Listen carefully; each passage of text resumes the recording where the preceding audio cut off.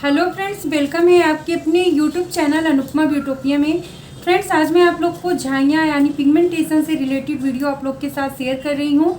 जिनके चेहरे पर झाइयों की प्रॉब्लम है, बहुत ज़्यादा परेशान हो गए हैं, बहुत सारी रेमेडी लगाकर, फेस पैक लगाकर या आप तरह तरह की क्रीम लगाकर, दवाइयाँ लेकर परेशान हो गए हैं, तो एक बार इस रेमेडी को भी आप ज़रूर इस्तेमाल करें। इस रेमेडी से आपको बहुत ही ज़्यादा राहत पहुंचेगी। आप इसे कंटिन्यू 15 से 20 दिन यूज़ करेंगे तो आपके चेहरे की जो झाइयाँ हैं, कैसी भी पुरानी झाई होंगी तो धीरे धीरे लाइट होने लगेगी। ये नहीं कहूँगी कि 15 से 20 दिन में एकदम से रिमूव हो जाएंगी, लेकिन हाँ, आपको ज़रूर 20% ऐसा लगेगा कि आपकी झाइयाँ लाइट हुई हैं। तो जो झाइयाँ होती है फ्रेंड्स, बहुत ही जटिल समस्या होती है। अगर चेहरे पर एक बार आ जाती है तो जाने का नाम ही नहीं लेती है, तो इसलिए केयर करना बहुत ही ज़्यादा ज़रूरी हो जाता है। अगर स्किन पर झाइयाँ हो गई है तो अक्सर देखा गया है लेडीज़ों में ज़्यादा होती है और जेंट्सों में कम होता है। तो उसके बहुत सारे रीज़न हैं, जैसे कि हार्मोन्स का डिसबैलेंस होना खासकर लेडीज़ों में ज़्यादा होता है, इस वजह से चेहरे पर आ जाता है। और बहुत सारे रीज़न है, जैसे कि बहुत ज़्यादा स्ट्रेस लेने की वजह से भी चेहरे पर झाइयाँ आ जाती है। अब बहुत ही ज़्यादा कॉस्मेटिक प्रोडक्ट अपने चेहरे पर यूज़ करते हो तो भी आपके चेहरे पर झाइयाँ आ सकती है। या आप जंक फूड या तैली चीज़ें यानी तेल वाली चीज़ों को आप ज़्यादा खाना पसंद करते हो तो भी चेहरे पर झाइयाँ आ जाती हैं।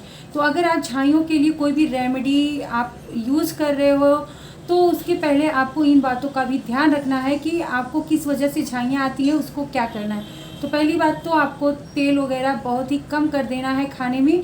जितना हो सके उतना आप पानी पीजिए और उसके साथ साथ हरी साग सब्जियों का सेवन करें। और कुछ दिनों के लिए आप जंक फूड का इस्तेमाल कम से कम करें। एकदम से तो छोड़ने को नहीं कहूँगी, क्योंकि बहुत ही मुश्किल हो जाएगा आज के टाइम पे जंक फूड का ना खाना। तो कम से कम यूज़ कीजिए। आप वीक में एक बार खाइए, लेकिन ऐसा नहीं कीजिए कि आप डेली खाइए। और सबसे ज़्यादा ज़रूरी है कि आप जितना हो सके स्ट्रेस मत लीजिए। सबसे ज़्यादा स्ट्रेस तो इसी बात की हो जाती है, अगर चेहरे पर झाइयाँ आ जाती है। हम सोचने लगते हैं कि हमारे चेहरे पर झाइयाँ आ गई, अब कैसे रिमूव होगी।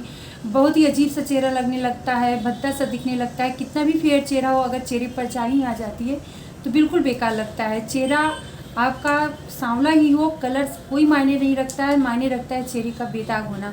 तो बेदाग होना काफ़ी ज़्यादा मायने रखता है, तो उसके लिए भी बहुत ही ज़्यादा स्ट्रेस हो जाता है जिनको हो जाता है। तो आप इस बात का स्ट्रेस मत लीजिए, बस अपने माइंड में ये बात रखिए कि मेरी छाइयाँ जो है वो रिमूव हो जाएगी। जो भी आप रेमेडी लगाते हो उस पर ट्रस्ट करके लगाइए, कुछ दिन तक लगाइए तो देखेंगे आपको ज़रूर राहत मिलेगी। अगर आप एक तरह से आप रेमेडी को यूज कर रहे हो और दूसरी तरफ सोच रहे हो कि नहीं जाएगी, तो आपको बिल्कुल भी, अगर आपका माइंड एक तरफ हो जाता है, एक तरफ अगर वो सोचेगा कि नहीं ठीक हो जाएगा तो ठीक ही होना है। अगर आप दो तरीके से सोचोगे, लगाओगे भी और सोचोगे कि नहीं होगा ठीक, बहुत सारे लोग बताते हैं, तो ऐसा करने से तो बिल्कुल भी नहीं होगा। और अगर आप सोच लोगे कि नहीं ठीक करना है हमें ये लगा के, तो आपका ठीक ज़रूर होएगा। तो ज़्यादा बात ना करते हुए आप लोग से बताती हूँ कि यहाँ पर मैं कोकोनट ऑयल का यूज़ करने वाली हूँ। और कोकोनट ऑयल से भी ज़्यादा बेहतर ऑयल है पिगमेंटेशन के लिए बादाम रोगन ऑयल। अगर आपके पास ये नहीं है तो आप कोकोनट ऑयल का भी यूज कर सकते हो, इससे भी झाइयाँ रिमूव होंगी। लेकिन कैसे होंगी तो मैं आपको बताऊंगी, तो वीडियो को बिल्कुल भी स्किप मत कीजिएगा। जितना भी मैं जो बता रही हूँ ध्यान से सुनिएगा। तो अब मैं रेमेडी के बारे में बात करने वाली हूँ। तो जैसे कि ये बादाम रोगन तेल है, ये बिल्कुल प्योर आलमंड ऑयल है, केवल बादाम का ही तेल है। बादाम जो होता है विटामिन ई से भरपूर होता है, और ये जो कोकोनट ऑयल है वो भी विटामिन ई से भरपूर होता है। लेकिन जो ये विटामिन ई है ये बिल्कुल प्योर है, इसमें कुछ भी नहीं है। ये भी प्योर है, लेकिन इसे हम हेयर पर भी अप्लाई कर लेते हैं और इसे हम केवल स्किन पर लगाते हैं, या हम पीने में भी इसे यूज़ करते हैं दूध में मिलाकर। तो इसे मैं आपको चेहरे पर लगाने को बता रही हूँ। तो आपको 2 से 3 ड्रॉप ऑयल लेना है। आप दोनों में से किसी भी ऑयल को ले सकते हैं। ज़रूरी नहीं है कि आप बादामी का तेल यूज़ करो या कोकोनट, आपके पास जो भी आसानी से उपलब्ध हो जाए आप उसे ले सकते हो। तो यहाँ पर मैं कोकोनट ऑयल आपको लगाकर बता रही हूँ। तो ये देखिए 2 से 3 ड्रॉप आपको ले लेना है, आपके फेस में जितना लग जाए। उसके बाद आपको क्या लेना है, विटामिन ई की कैप्सूल। ये जो है बहुत ही ईजिली आपको मेडिकल स्टोर पर मिल जाएगी। और ये विटामिन ई की कैप्सूल जो है ये ब्यूटी टिप्स में बहुत ही ज़्यादा इस्तेमाल किया जा रहा है, आप देखे होंगे। और इसके बहुत सारे इफेक्ट भी हैं, इसे डॉक्टर भी बताते हैं इसको खाने के लिए, लगाने के लिए। लेकिन मैं यहाँ पर आपको खाने को नहीं बताऊँगी, यहाँ पर केवल लगाने को। तो इस कैप्सूल में आप एक होल कर दीजिएगा, और होल करने के बाद इसका ऑयल आपको इसी में मिलाना है, ज़्यादा नहीं। ये बहुत ही थिक होता है, 2 बूंद आपके लिए काफ़ी होगा। इतना मिलाकर आपको मिक्स करना है।